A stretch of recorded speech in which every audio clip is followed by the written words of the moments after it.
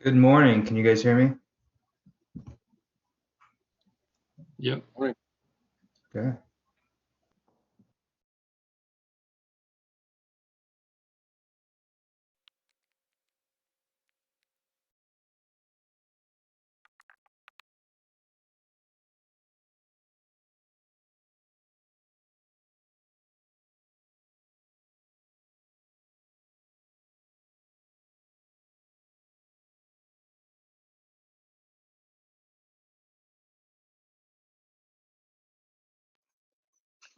Okay. Just to give everybody some background, since this is the first time we've ever done an event like this in this competition, I, along with one other lead in the other two categories, or in the other two sessions that are going on at the same time as this, I've kind of coordinated how we're going to set this up. So we will have four different distinct sections within this 1 hour, trying to break them into 15-minute increments to give the teams a fair chance for those who have completed the different aspects of the model that we've asked for.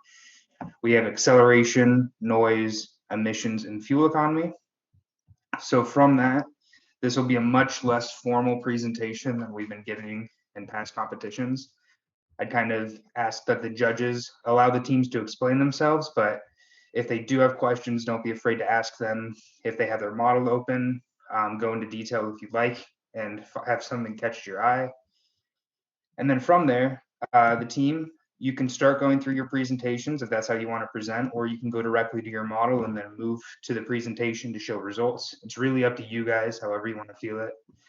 Like I said, much less formal than in previous competitions, but since this is more of a defense and less of a presentation, we want to be sure that we're asking good questions and make sure that we're getting the results that we want. So for teams that didn't complete all four categories and doesn't have data around all four categories, we will not be extending anything beyond the allotted categories completed. So if you did four of them, you get the full hour. If you only completed two of them, we're going to try to limit it to a half hour just to make sure certain teams can't go into more detail on topics and other teams are more limited because they did a more comprehensive analysis.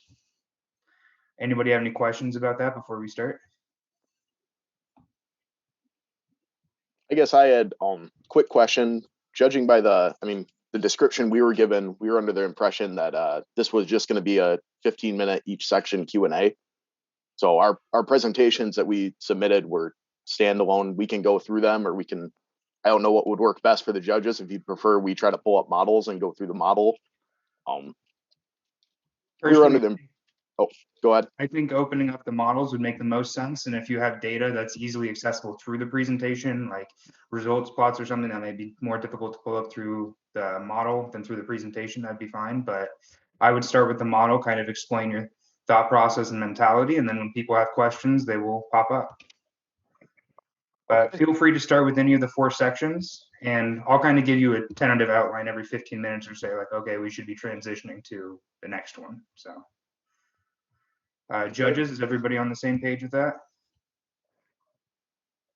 Okay, I will turn it over to you guys then. All right. Well then, I think we'll probably start with just having my team and myself introduce ourselves. So, everyone, my name's Garrett Porter. I'm the CI engine team lead for Michigan Tech, and we can go into whoever on my team wants to introduce themselves next. My name is Jacob Schaldenbrand. I'm a CI team member. My name is Andrew Stahlheim, also a CI team member and also business team. It's Christopher Spencer. I'm the chassis team lead here at Tech. Hi, my name's Isaac Cussy, and I'm a chassis team member. I guess starting off, do we want to start with? We did all four categories. Do we want to start with lab emissions? Do we want to pull up GT Power? Andrew, your computer is probably best for that with Zoom. Jake, do you have the possibility to do that? The computer that I was using for that went down last week, so. I do not believe so, because my computer wouldn't run anything with any emissions after treatment on it. It would only run the main model.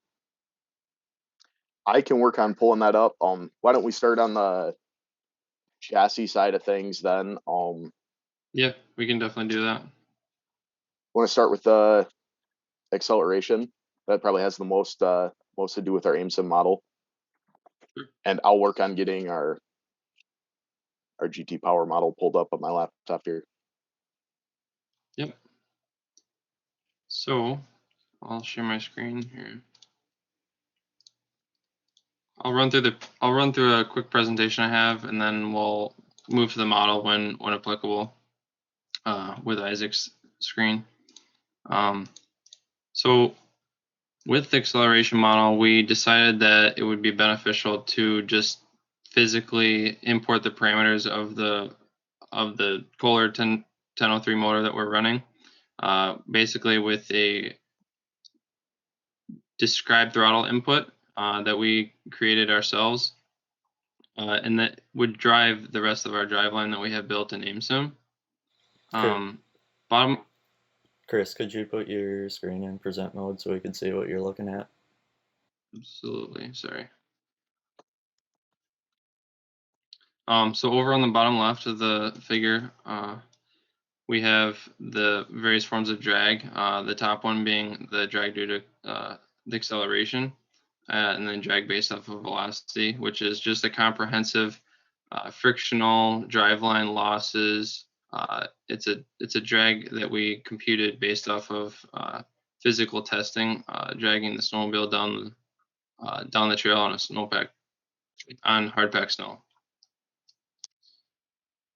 So here it shows that during takeoff, so at time 0, the engine spikes, and as the clutches close, it starts driving the drive line accordingly.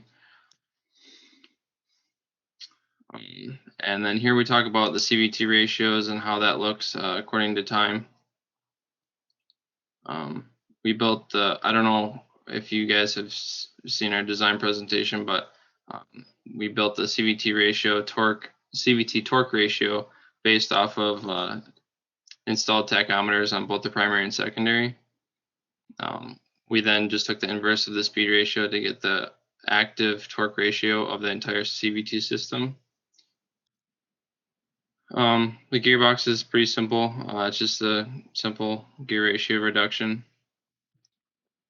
And then the track system, we utilized 2 pulleys, one being the driver on the right side and the one being the left side. So basically all of our drag forces are summed together and acted on the track system as a negating torque. And that's how we implemented torque into the system. And over on the figure 7 on the left, it shows the after the summation block on the left, what the total negating torque is throughout the drive, throughout the acceleration run. So here we talk a little bit more about the sources of drag. Number 1 being just a simple, since all of our frictional forces and losses are accounted for in the drag based off of velocity. Number 2, we've simply just used the equation F equals ma for the first form of drag. And then the number 3, the holding force, that's simply just to hold the sled still when the sled velocity of 0 is demanded according to the.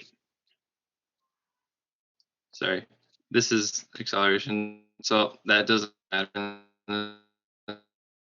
as much as the fuel economy run. Question for you on that.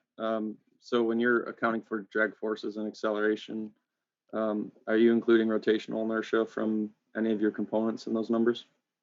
Yeah, absolutely. So that's based on when we tested at constant velocities, which I think is in our design presentation, but it shows that we interpolated between different constant states, the different torque ratios, the different drag forces between 20, 30, 30, 40 miles per hour. So yes, that would include the moment of inertia of all the track and the shafts and everything like that. And I'd like to add too that built into the rope and pulley system, we actually added the weight and moment of inertia for the track itself. So outside of our torque for acceleration and velocity, built into the pulleys is actually the rotational inertia. So that's kind of built into that system outside of these three drags. Hey, Isaac, if you've got the model pulled up, just time-wise, it might be more beneficial for us to just kind of have the model up instead of going through the presentations.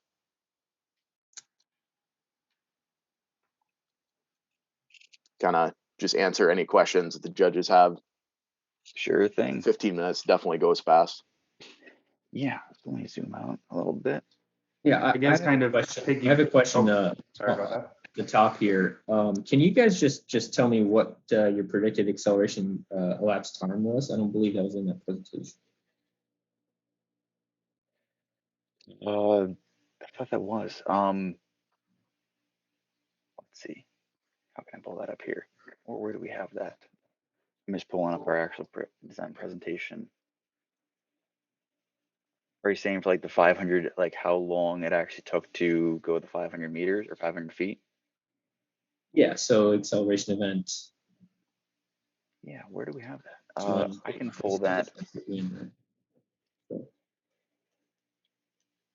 we can just pull that for a time number that the model should output. I would assume. Yeah, so it's in the model results in the presentation. So what's the time? I remember. I saw this. Yes, it's just under 10.5 seconds, or just under 11 seconds. I don't have an exact number on you. I was just reading a graph. I think it was 10.7. So the simulation. So the simulation ends after 500 feet. Correct. 10.7 seconds. Yep. All right. Thank you. Go ahead. I got one question. How did you guys model or take into account track slippage on the snow? Like how can you tell your track velocity is the same as your actual vehicle velocity? So we assumed that with the given conditions that we would never be slipping, actually, that it was an assumption we had to make early on because it was packed snow conditions, and that unfortunately that's where our model is slightly incorrect for this early stages, is because we didn't exactly account for acceleration. What we do see is that in our acceleration, it spikes at the early stages and then decreases. So that's where we do run into a few issues trying to actually account for that slippage, because there was no real coefficient that was given for snow and that kind of thing. So we did assume that it was constant static friction.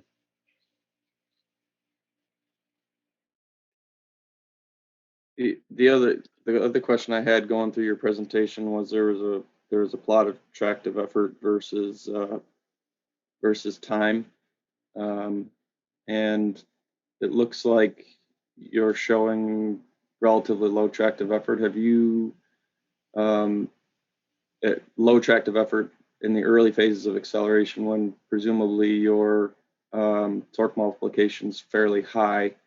Do you feel that that's actively adequately accounted for in your model? So I believe I know the plot you're talking about. We took that tractive force to mean the force that we're applying. So that would be the same.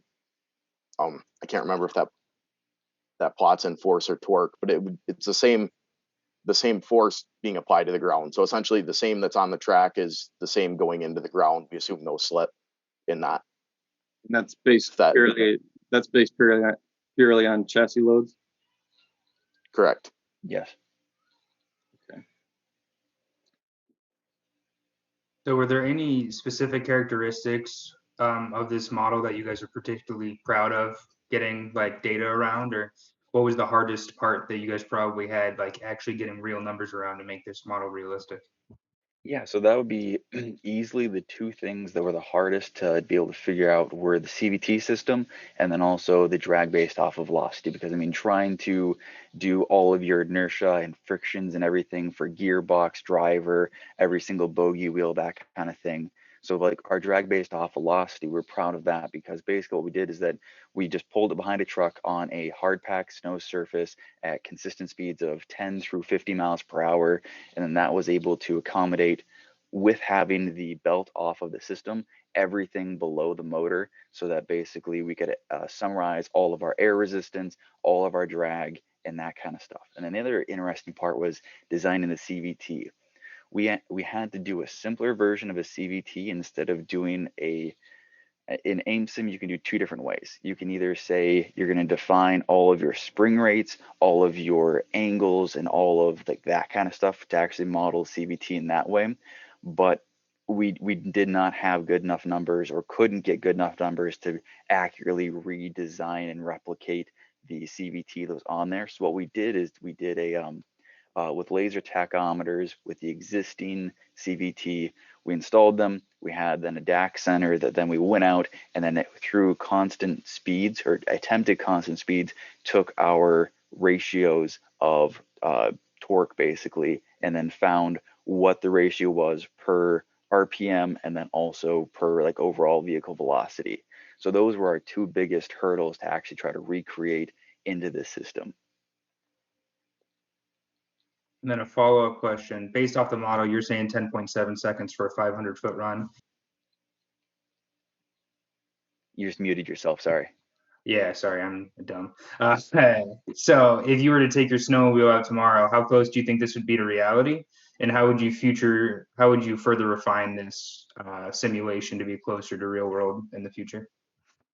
So our biggest thing is the CVT and then slippage. Those would be the two biggest areas that we can improve. That the CVT, the way that we designed it was based purely off of RPM and not torque. So real CVT is going to be adjusting itself due to the torque load inputted, but we weren't exactly able to do that because of complexities and time restraint. And so that's a huge area we want to improve upon.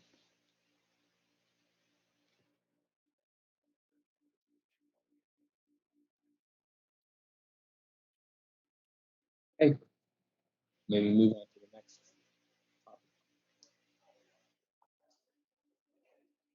topic. I couldn't hear you too well. What'd you say? Feel free to move on to the next topic, guys. Seems to be about 15 minutes right there. Why don't we jump into lab emissions next? Isaac, I can share my screen with our current model. That'll probably best explain the engine, and that's kind of used in the other two simulations. So let's see, share my screen here. So can you guys see this GT Power model all right? Yes. And probably Jake, Andrew, you guys done a lot of the work on this. Why don't we start at the engine and then we can move out to the actual emissions model here. So we'll jump in. And Jake, do you want to talk a little bit about our engine model? Yeah, absolutely. So this is our main engine model. This is more or less going from intake port to exhaust port. We found pretty much all of our parameters either from Kohler's workshop manuals or from hand measurements. We ended up getting cylinder pressure data from a KDW 702 motor that was available to us. And the 702 motor is more or less a carbon copy of our 1003 besides the fact that it lacks one cylinder. So getting this model to run, or with the cylinder pressure data, we also had mass fraction burn data. So we use that to create our combustion objects for our cylinders and our pre-chambers.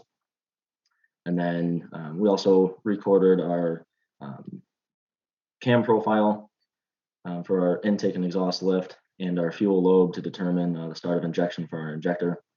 The nice thing about these pre-chamber injectors is that we can directly demand an air-fuel ratio so that we can replicate, say like dyno runs that we run on our actual motor.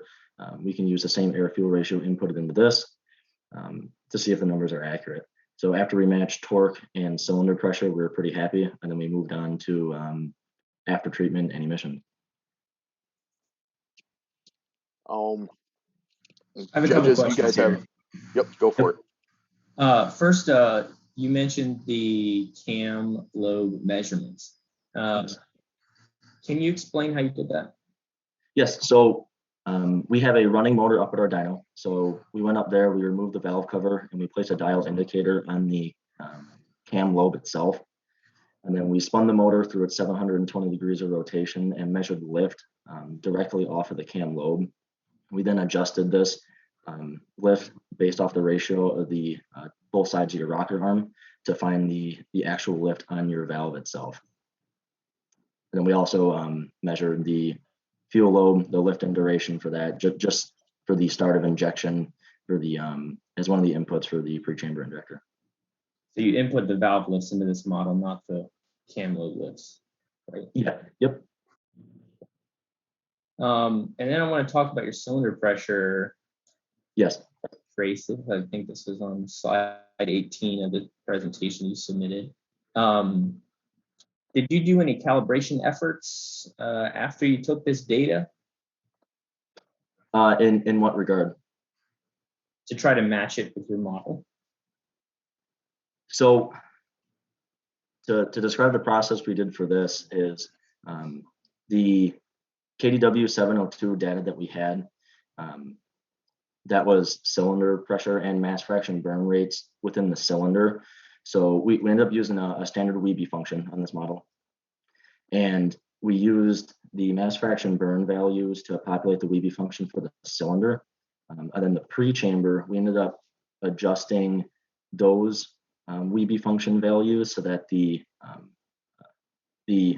combustion process would begin in the pre-chamber, and then the flame front would propagate down into the cylinder.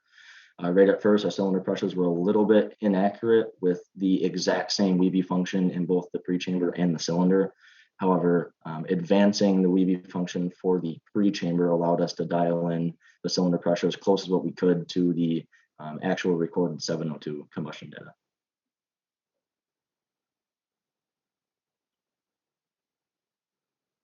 Would you be able to go into your cylinder model? Absolutely. So I have the model open here too. It seems like your Weeby exponent is at a default value for both the cylinder and the pre-chamber. Is that? Yes, Go ahead. Our exponent, we aren't extremely, or not necessarily experts on exactly how the combustion object works. All the models or all the tutorials that we ran through, all the Weeby exponents were default for those, and then we just use the mass fraction burn data to control our anchor angle and our duration, the 10 to 90% burn.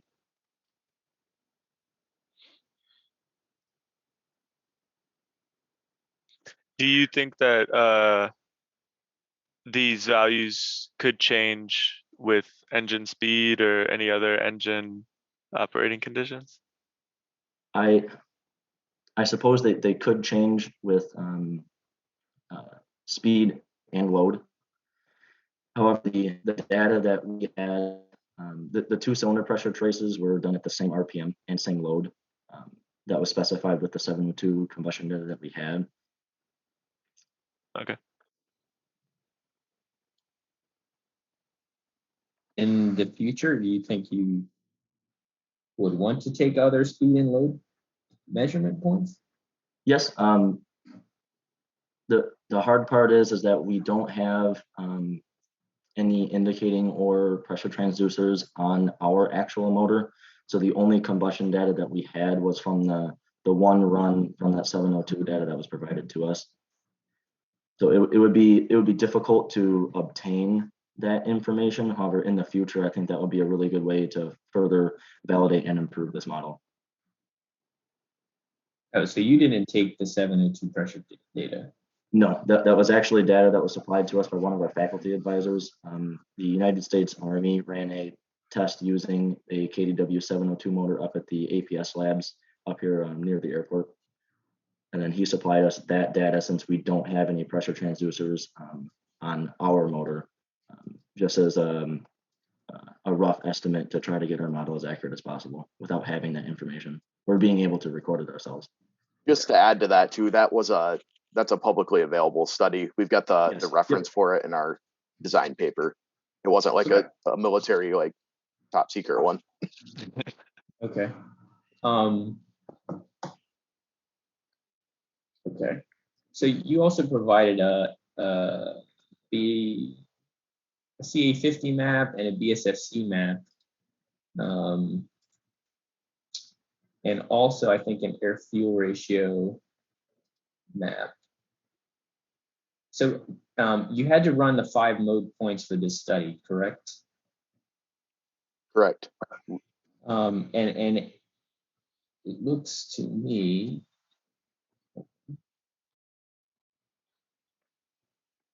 it looks like those were at multiple speed and loads, correct? So each mode would be a different speed and load. Yeah, yeah. But okay, so that's right. So then the plots I'm looking at here, it seems the torque range for these maps that you guys provided is only about 2 Newton meter difference. And I think that the points you're calculating for are from 0 all the way up to, I think, 50 Newton meters or something like that. So which graph specifically? I I think believe you just had it pulled up. It might be the torque comparison. Yeah, 48 to 51. I believe, Jake, do you remember if this was taken off a sweep or if this was? I believe this graph was taken off an engine sweep, so a full load sweep.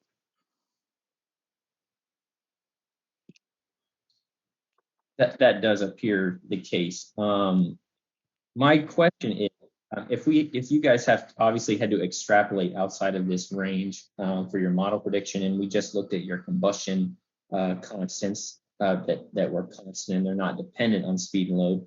So do you guys have a feeling of how this may shift off from accuracy wise as you get outside of this range? So with our the current combustion object that we're using for the values for a Weeby function, that would make this model most accurate at wide open throttle. Again, until we had more cylinder pressure data available to change that Weeby function, that was more or less the best thing that we could go off of.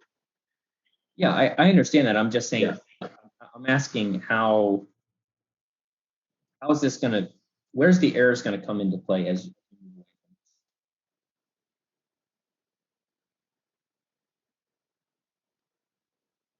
I guess I'm not quite sure. Okay, that's fine. I think maybe we can move on to your emissions prediction then.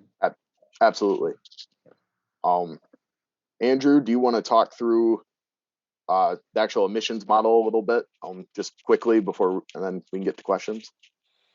Yeah, so I guess high overview. So the top circuit there, moving from the engine submodel to the right, the top circuit solves the flow of our exhaust. So that would also be where you could be able to measure sound. And then if you drop down to the lower circuit, that one's solving for the actual emissions.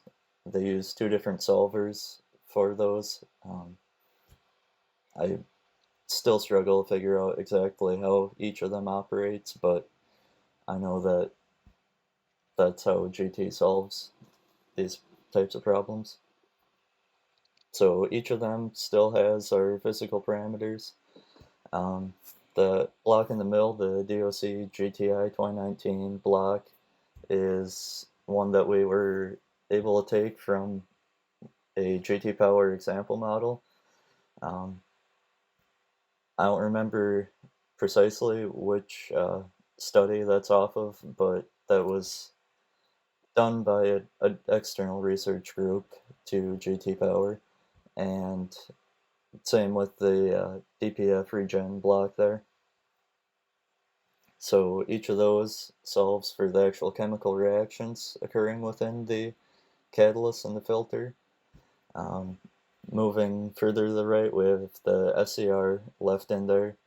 Our sled doesn't run an SCR, but the way this model is kind of set up right now, it has to remain in there just for that solver to continue operating.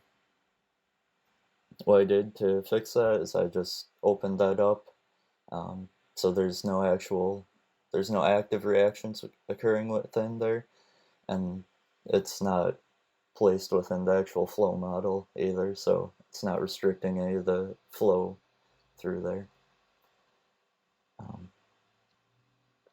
Probably go So I right into guess what- questions, just time wise. I saw you guys reported your CO and HC were 0 for all your points. Is that accurate? So I guess I can talk about that a little bit. So the way this model calculates HC is based off of unburnt fuel within the exhaust. Because we run diesel motor, it runs lean the entire time. Mathematically, there's no good way from unburnt, there would be no unburnt fuel. And so there's no way to calculate HC. When we do runs at our dyno, our HC numbers are within 2 to 7 parts per million. So it's fairly accurate. The way we've had it explained to us in the past is that hydrocarbons basically are produced in diesel exhaust by like fuel essentially getting trapped around the rings due to like pressure differences. And then our CO numbers are, again, when we run at our dyno, I think our CO numbers are around 0.01, 0.02%. So we thought it was fairly accurate given the time constraints that we had. That'd be all tailpipe out. Were you guys able to calculate an E-score through a 5-mode test? And what was that number if you were able to? We were. It was not as good as we'd like, which gives us a lot of room to improve before next year's competition. We were able to calculate an E-score of 107.75. What would you expect out of this engine? We have never calculated an E-score out of the actual engine, although the most comparable thing we have is our previous years, which was a 993T, so similar bore stroke engine, same 3-cylinder Kohler, similar injection system, but it's a turbocharged motor with electronic control, and we were above 200 with an E-score with that. I'm not really sure with this motor where we would be at. We've never been able to calculate that based on our dyno yet. Awesome, thank you. Probably time to move on, am I correct? Yeah, Yep. you want to talk fuel economy? I think fuel economy is probably the best to go into. What do we want to show for that? Also, we can compare Yeah. differences between the acceleration model and fuel economy model. Yep. That's probably going to be best. I'll pull up the MATLAB script that goes along with that. So basically, the way this model works is it as a whole it outputs demanded engine RPM and torque, and then we further use that through MATLAB and then into GT Power to calculate fuel economy. The PID controller simply, so we have 2 drive cycle graphs, distance and elevation, and velocity versus time. So the distance and elevation is accounted for over in the drag section of the model, and that basically calculates the energy and torque and required torque to increase or furthermore decrease elevation as you travel a certain distance. And then the velocity versus time is accounted for. It is used as a driver for the model.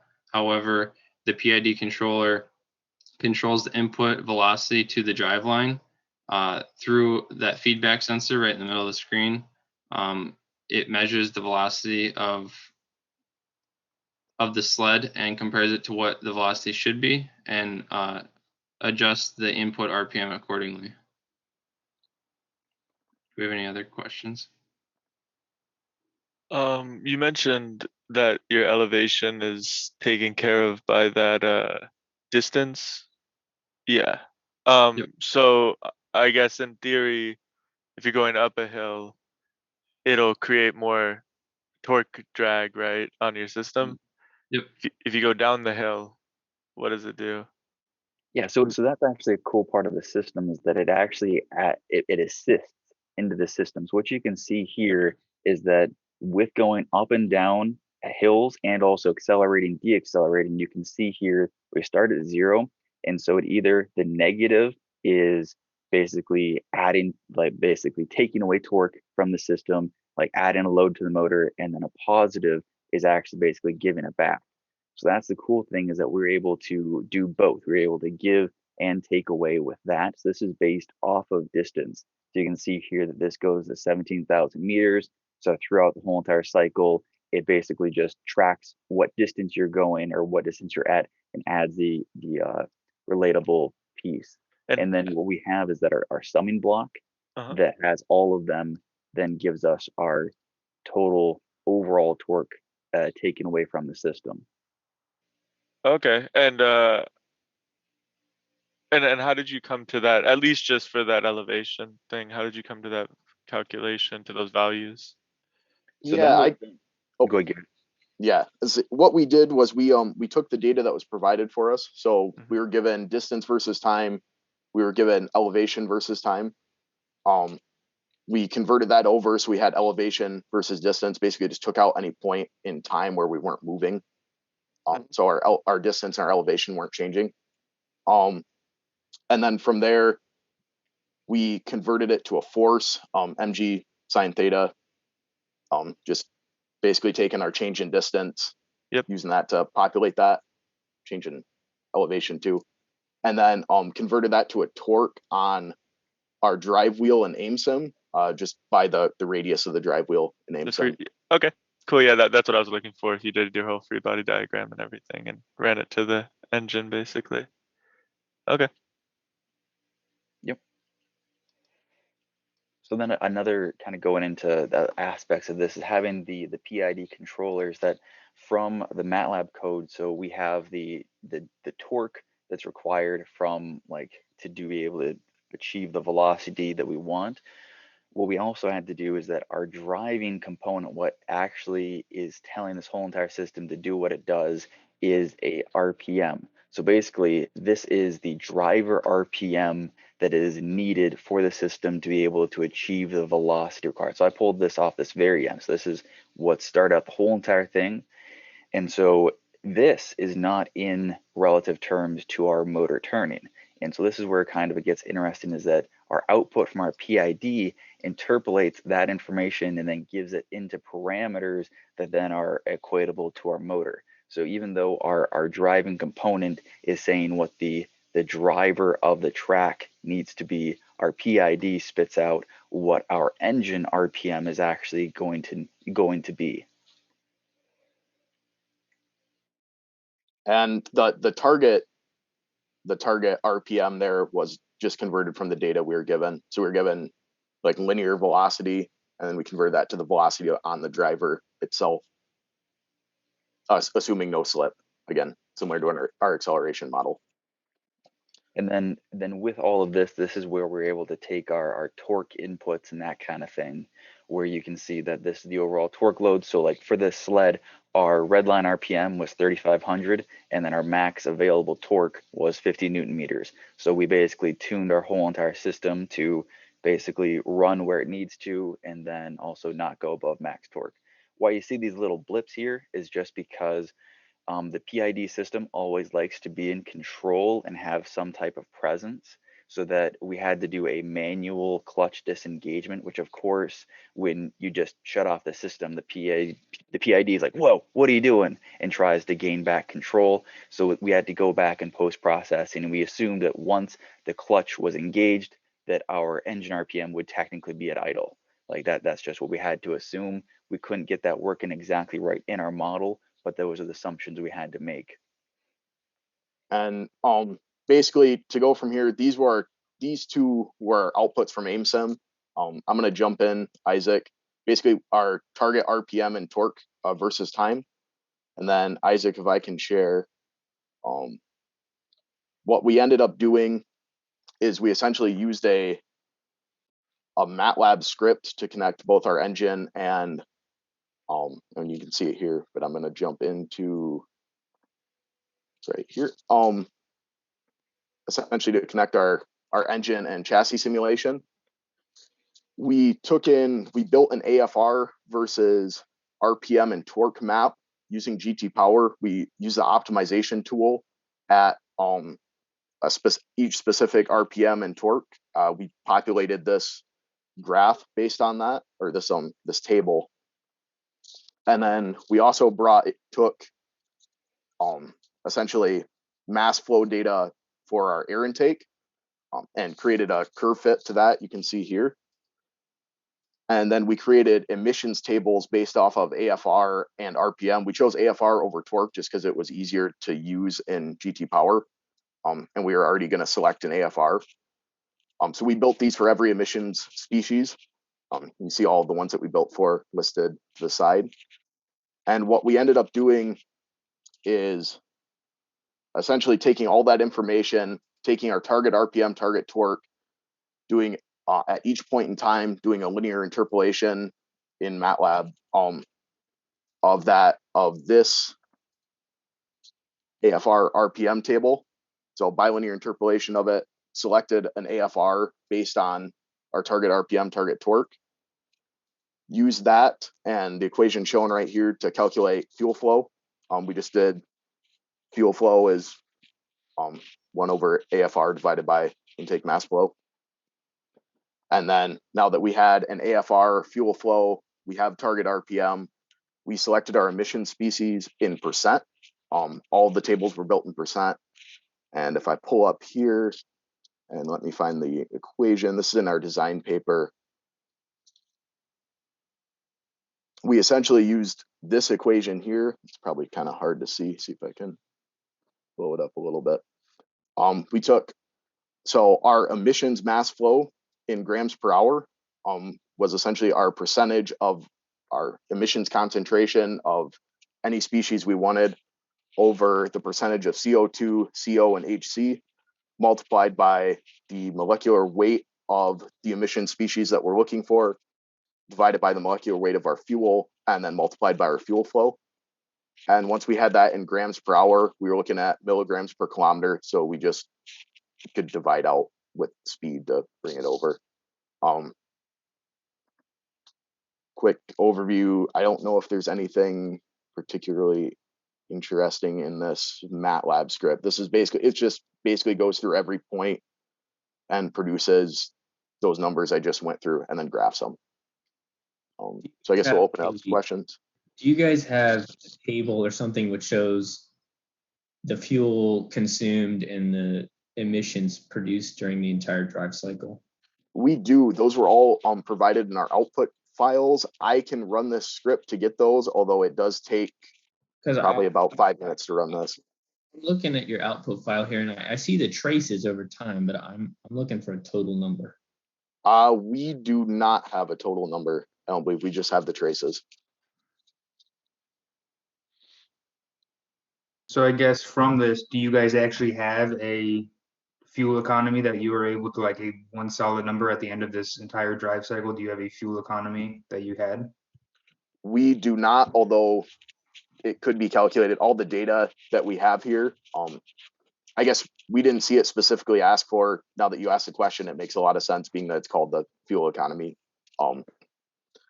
simulation, right? But we didn't see it asked for specifically in the design description, so we didn't calculate it, but we could just take our time series data of fuel, sum that together, and then divide it by our distance, and we should get fuel consumption, right? Or fuel economy. You said the script takes 5 minutes to run? It's to read in all the tables and do, at least with my laptop. If I was on one of our school computers, it'd be much faster, but my HP laptop doesn't like to keep up with it, especially running Zoom. Okay. I had a quick question about something I saw in your results file. You had the Word document in your results file upload here, and specifically on you have a plot of fuel power, power loss in engine, power loss in drive train, and power transferred to the ground. Can you, if you're familiar with that result, can you walk me through that a little bit? I'm trying to understand some of those proportions a little bit. Absolutely. I'm familiar with that. I'm trying to remember exactly how it looked like, but essentially, I know we were asked to provide a plot showing where all of our fuel energy went. So the first plot, I believe the top one on that is actual fuel energy, so energy density of the fuel, and then that we burned over time. The second one is what's actually produced at our output shaft of the motor. So the difference between those would be anything lost with internal losses within the motor. And then the next plot would be the actual output to the ground, if I remember right, which is which would be that what we actually, the power we actually produce at the track. So any losses between engine and the track would be everything lost mechanically within our system. So it looks like looks like 50 to 60 kilowatts in fuel at your peak points, and at those peak points you were getting about 2 kilowatts to the ground.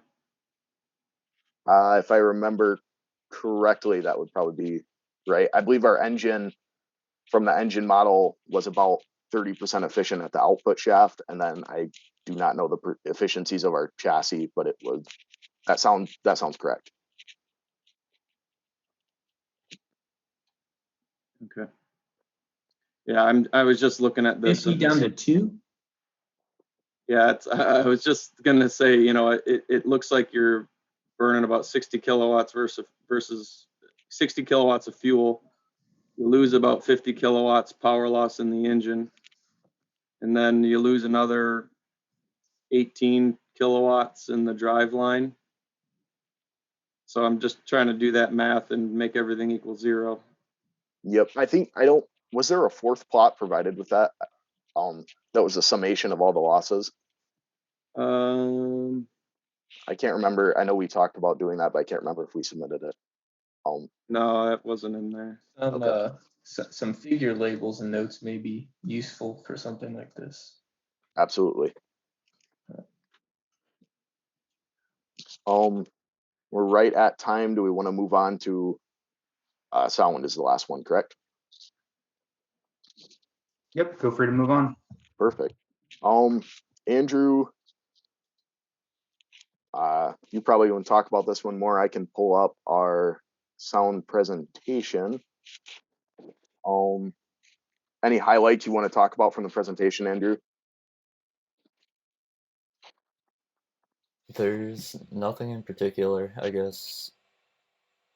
Either looking at the model or the presentation doesn't matter, but if you want to pull up either one. Let me see. I don't know if I have the model pulled up, so we might have to look from the presentation. Oh, I do. That'll probably be a little better to look at. I will share my screen right now. We'll get into that.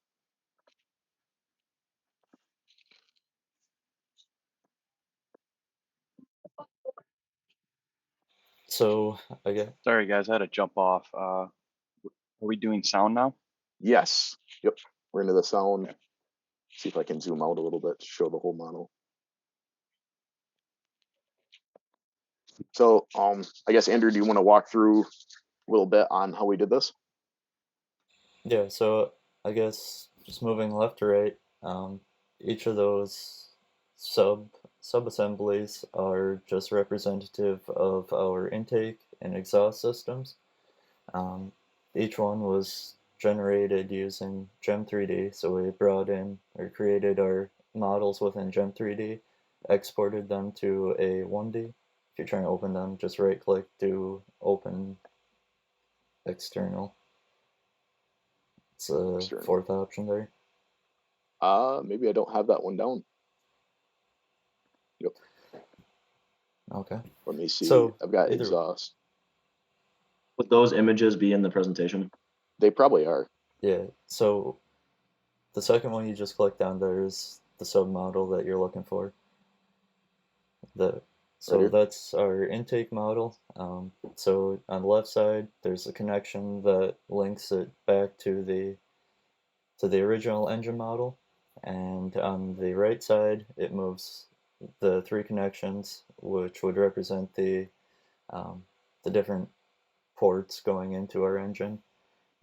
So I guess the way our manifold is, it kind of encompasses all three of the ports, which are linked.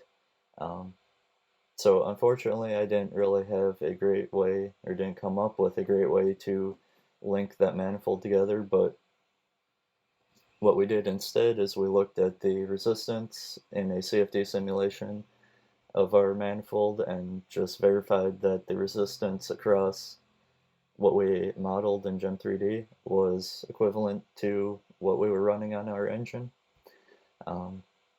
So moving into the exhaust submodel, which is there.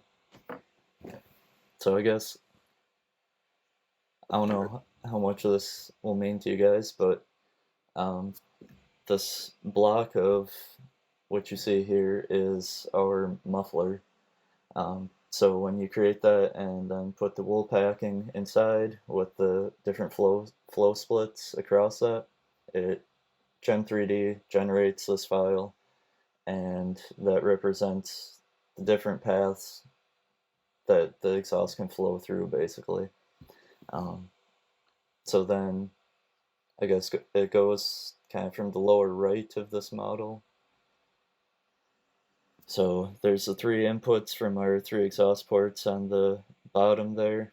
It flows through the DOC, the DPF, through the muffler, and then back out to just a tailpipe out. And in this model for sound, didn't find it necessary to do active reactions, so we just omitted those. And then if you want to go back to the main engine model, so there's the one output, and then we threw an exit orifice on there, equivalent diameter to the exhaust piping, and then we linked that microphone, which in the microphone we specified the distances according to the J192 standards, or for a stationary equivalent, and then we just ran basically a sweep from, I believe, 1500 to 3550 at 50 RPM increments. Just ran that, collected the sound data, and then processed it in Excel, I believe we used.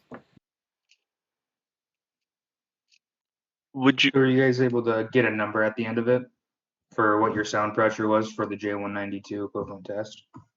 I think we do, don't we, in the presentation?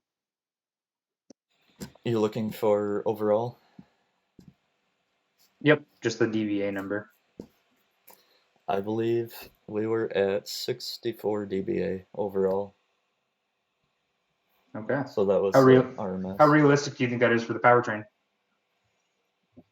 For the powertrain alone, I feel like that's fairly accurate. I remember our sound pressure being roughly the same at competition last year, and we modeled an equivalent exhaust package as we used previously. Granted, we had a turbo on there last year, so that might have helped us out a little more than what we see here, but also with this model, we assumed that any driveline sound, being that we're on hard packed snow, would be minimal compared to engine to powertrain sound. So there's not any driveline sound in this test, where in previous competitions or in an actual J192, we'd have driveline sound too. So we're probably slightly lower, but fairly accurate. I would also add that there'd be some mechanical noise coming from the engine, which I don't believe GT Power models. So it'd probably be minimal compared to the actual combustion noise, but it would still be existent there. Awesome, thank you. You mentioned for the intake manifold, you guys checked your flow restriction against the 3D CFD. Did you do the same for the exhaust? system for your? Yes, that's correct. Okay. So how did that look? Do we have that? Is yeah. that in this presentation It's or in is the- that in the paper? Design paper. So I only have the image of the intake CFD on there, but essentially what we found is that at the flow rate we were looking for, wide open throttle, there was minimal resistance there because it's like a 2.5 inch inlet, 6 inch outlet. So essentially we found that it was almost negligible, the resistance in the manifolds, but it was still looked at there. And then through the exhaust, what kind of pressure drop did you see? Much at all, or what you're saying negligible there? Yeah,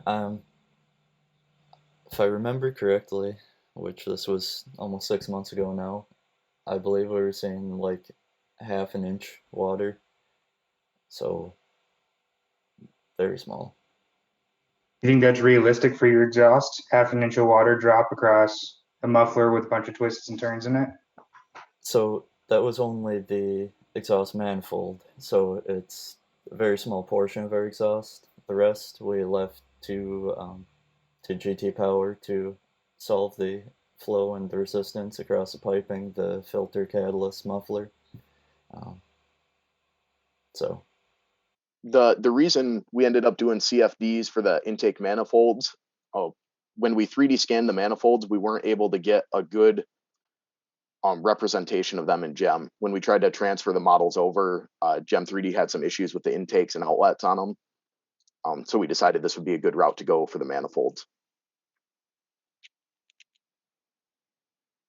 Do you have a CAD of your manifold? Because just what I see here, it does look kind of funky, but I'm just wondering. Andrew, do you have one on your computer we can show? I don't have one, no. That's I no mean, problem. I have the model. I just don't have the ability to show it right now. Yeah, it's no problem. Do you think it's important to understand your restriction through the exhaust? If you had to pick which one you should understand more, which one would you pick and why? Of exhaust or intake? I guess knowing what I know now, I'd probably look more at the exhaust, just because we see more resistance there, and ideally you'd have better flow through the engine, would help with the power output. Okay. Say that you have a turbo, or you don't have a turbo. We do not. Previous We competitions. Would that change your answer to what you just gave, Mike? I believe it would, yes. Why? I guess the power that, the power that you're putting into the turbo to spool it up is going to be best used if you have better flow from between the two devices, the engine and the turbo. So I guess post turbo, it's very beneficial to have that as open as possible, because then you're increasing your pressure differential, get better efficiency out of it. But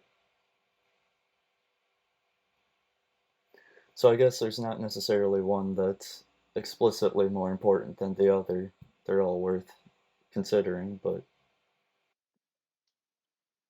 Okay.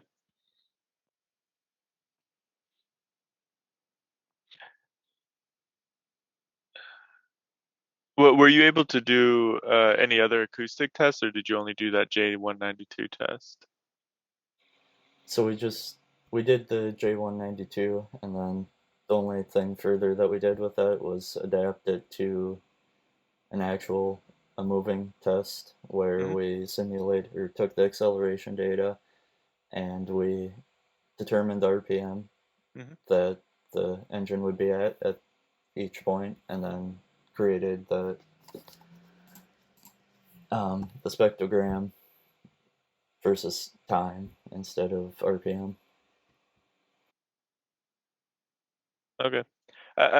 Do you feel comfortable? I mean, in the future, but using this as a way of developing an acoustic attenuation device, or do you see it as beneficial compared to iterating through real mufflers? I could probably add to that one, Andrew. So one thing we did do to validate this is we compared a straight pipe, just manifold or exhaust port out sound versus having our acoustic or our after treatment and exhaust system. Mhm. So we were able to show, and I believe it was in our design presentation, it might be in our paper. We were able to show that there was a decrease in sound. So I think in that respect, if we were able to model different muffler designs before we took the time to build them and implement them, if we were able to model them and see which ones in this model or in a similar model reduce sound, the actual amount might not be the same, but comparing them in the same model, I think would give us a good idea of what direction to go. Okay. So I guess speaking generally of all the models you guys created and showed here today, and I kind of want an honest answer from you, not just kind of fluff us up as judges, is how many of these would you plan on using for next year at competition, if any, and why those ones? I think our engine model for sure is going to be beneficial. I think, like we've stated, obviously it's not perfect. And I don't think any model is going to perfectly show your result, your expected results in real life. But I think our engine model is going to be big because we'd like to go to a turbo on this motor in the future.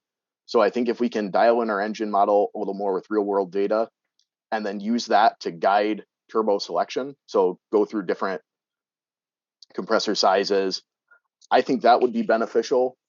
I also think some of the acoustic stuff would be beneficial, as we talked about, being able to model muffler designs before iterating through them. Our team spends a lot of time in shops actually producing different test mufflers or different designs. So I think it would be beneficial to do it in a model first before we move on to actually producing a muffler. And I would say too, for the AIM-Sim, we're definitely going to continue using this. We're going to have to get some more real-world data to then be able to more accurately represent the CVT and slippage and that kind of thing. But the basis of what we have gives us a very good idea to give data to the diesel guys to be able to have accurate representation of torque required and engine RPM. So I think this is another important component that will be reused and utilized in the future. Awesome. Well, that's our time, guys. Thank you. Great job from the team for presenting. You guys got through a lot of data in an hour, and I'm sure it flew by for you guys. So thanks again, and good luck in the competition. Thank you. Thank you, everybody. Yep. Good luck, guys. Good.